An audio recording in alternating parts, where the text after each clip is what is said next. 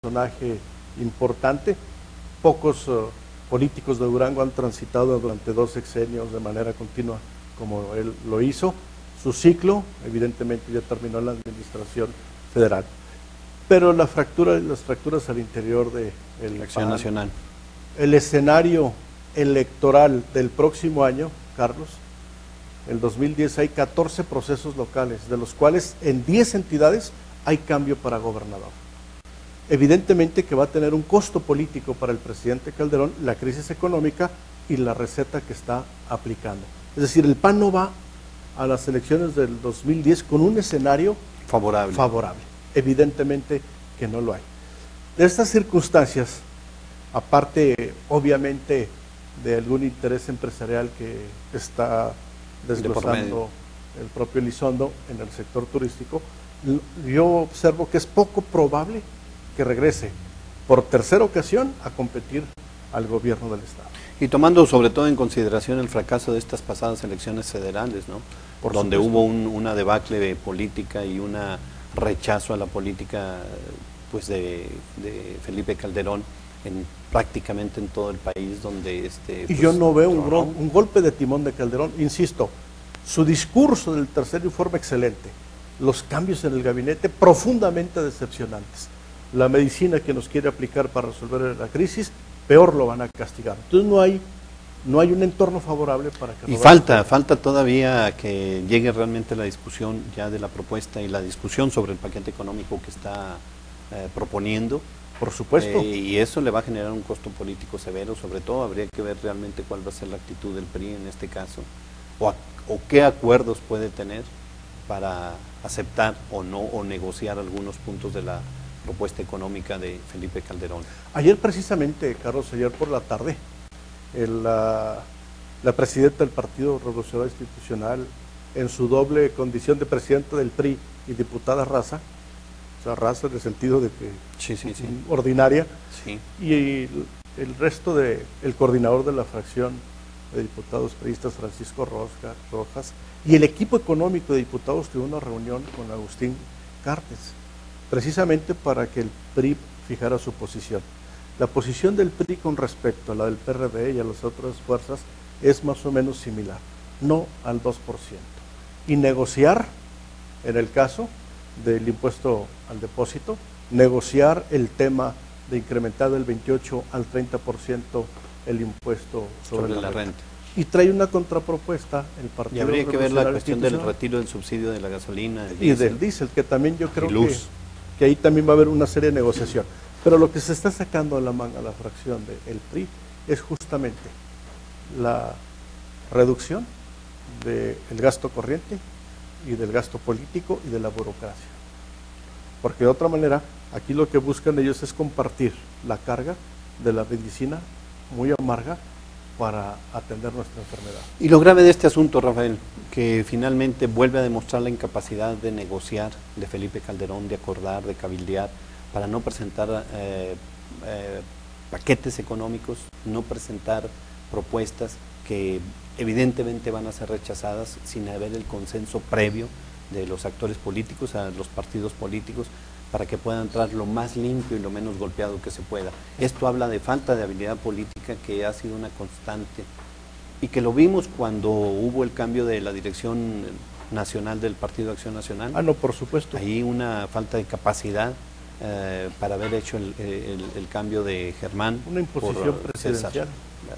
Entonces, este tipo de mentalidades impositivas, caciquiles, que creen que con su sola voluntad es suficiente para que las cosas sean aceptadas e impuestas, yo creo que es grave, pero no solamente a nivel de partido, sino está repercutiendo de manera severa en el país.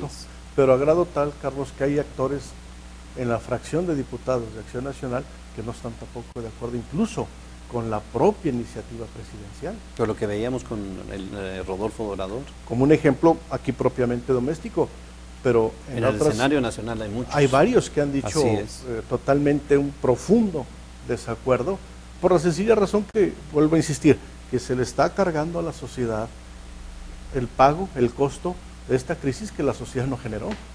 Así es. Y bueno, esto aunado a todos los elementos que tú comentabas, Rafael, en el sentido de cuál es el escenario posible para Rodolfo Elizondo, agregando este que estamos comentando, sí, sería un escenario muy adverso para Rodolfo Elizondo. Así es. Entonces, bajo ese razonamiento, ¿cuál es tu consideración? ¿Se vendría de candidato o no? Yo creo que no. Y en este momento hay una seria dificultad al interior del Partido Acción Nacional para ir perfilando el posible candidato al gobierno del Estado. Yo en lo particular veo difícil que Elizondo se venga por tercera ocasión, insisto, a competir al gobierno del Estado. Nos quedarían 4 actores al interior del PAN. Rodolfo Dorador, Andrés Galván, que como tú sabes ya compitió en el 98, Rosario Castro. Andrés Galván, que compitió contra Ismael, Rosario Castro, que compitió en el 98 con don Ángel Sergio Guerrero Mier. Guerrero Mier, y la probabilidad, por eso cito un cuarto, la probabilidad de que como no tiene cuadros con alto perfil competitivo, de buscar a alguien ajeno al Partido Acción Sociedad Nacional. Civil. Así es. Que los ejercicios que se han hecho de candidaturas de sociedad civil, tú sabes perfectamente que en Durango no han sido sumamente exitosos, pero está esa vía. Ahora vayámonos al Frente por el Cambio Ciudadano, que participa hasta este momento el Partido Convergencia, un partido totalmente marginal aquí en el Estado, que participa la corriente de los hermanos Cruz al interior del PRD y algunas individualidades. Ahí también hay otro problema fuerte de presentar un candidato con un alto perfil competitivo. Bueno, pero en el frente está la posibilidad de que la participación del Partido Acción Nacional, según lo han manifestado. Yo también veo difícil que el PAN pueda sumarse al frente, por 2 circunstancias nada más, Carlos. Las corrientes hegemónicas al interior del PAN, me estoy refiriendo a los Gallos y su alianza con los Castro Lozano, políticamente no simpatizan con las corrientes de izquierda, por su formación de carácter ideológico. Y ellos no, veo difícil que acepten. Segundo, sí hay una expresión al interior del PAN que simpatiza con el frente. De hecho, Rodolfo Dorador, hay que decirlo, es uno de los promotores. Así es. A grado tal que está su senador suplente sumándose a este Quiñón. esfuerzo. En este sentido, cuando César Nava asume la presidencia en las condiciones que tú comentas del Comité Ejecutivo Nacional de este instituto político, establece como un mensaje o como un criterio que bajo su presidencia no va a establecer alianzas con alguien de la oposición.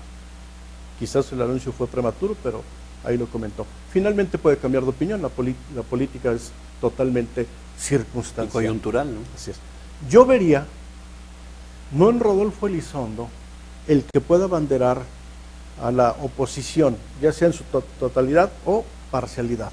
Yo vería la probabilidad de que quien pueda encabezar la candidatura al gobierno del Estado sea Rubén Calderón.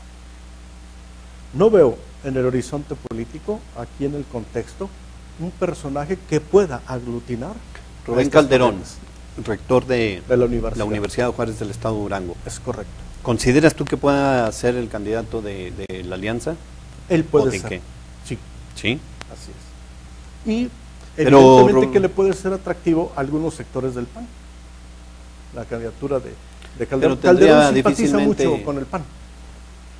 Difícilmente tendría arraigo ciudadano, ¿no? Porque no deja de ser una figura puramente académica y sería muy reducido, es decir, popularmente no tiene presencia. Es que no hay otro actor político que tenga esa dimensión. Así es. Si hablamos de los cuadros propios de partido, yo te diría que en el caso de Acción Nacional no hay un candidato con un perfil competitivo, mucho menos en el PRD, y quiero decir en Convergencia o en el PT. Entonces tendrían que buscar